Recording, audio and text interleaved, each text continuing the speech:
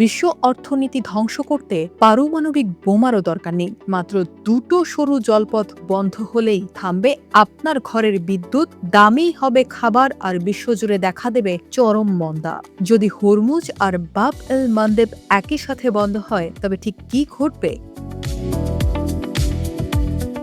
মধ্যপ্রাচ্যে যুক্তরাষ্ট্র ও ইরানের চলমান সংঘাত এখন চরম রূপ নিয়েছে। উপকূলীয় এলাকা ও সামরিক ঘাঁটিতে যুক্তরাষ্ট্রের হামলা এবং পাল্টা ইরান সমর্থিত পদক্ষেপ বিশ্ব বাণিজ্যকে এক মহা বিপদের মুখে ঠেলে দিয়েছে। তেহরানের হাতে অন্যতম সবচেয়ে বড় হাতিয়ার হল হরমুজ প্রণালী।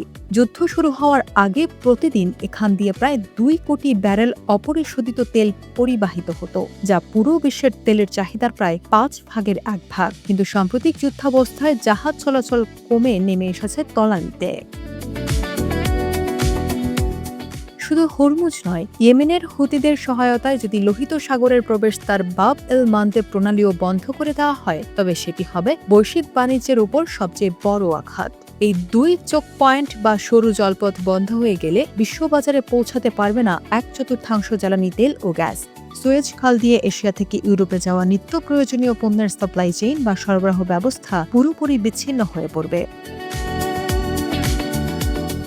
এর ফলে ঠিক কি প্রভাব পড়বে আমাদের জীবনে? প্রথমত, অপরিশোধিত তেলের দাম এক লাফেই ব্যারেল প্রতি $150 থেকে $200 ছাড়িয়ে যেতে পারে। জ্বালানি সংকটে থমকে যাবে বৈশ্বিক বিমান ও নৌ চলাচল। কারখানায় উৎপাদন বন্ধ হয়ে বিপুল মানুষ চাকরি হারাবে। বিশ্বজুড়ে তৈরি হবে লাগামহীন মূল্যস্ফীতি। নিত্য প্রয়োজনীয় পণ্য ও খাদ্যের দাম সাধারণ মানুষের নাগালের বাইরে চলে যাবে, যা টেনে আনবে শতাব্দীর সবচেয়ে ভয়াবহ অর্থনৈতিক মন্দা।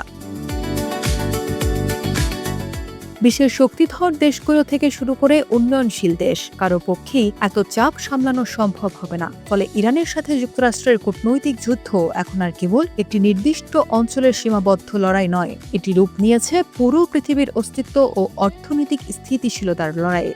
সময় বলে দেবে এই দুটি জলপথ অবরুদ্ধ হয়ে বিশ্ব কি এক নতুন অন্ধকারের দিকে যাত্রা করবে, নাকি থামবে এই ধ্বংসাত্মক খেলা।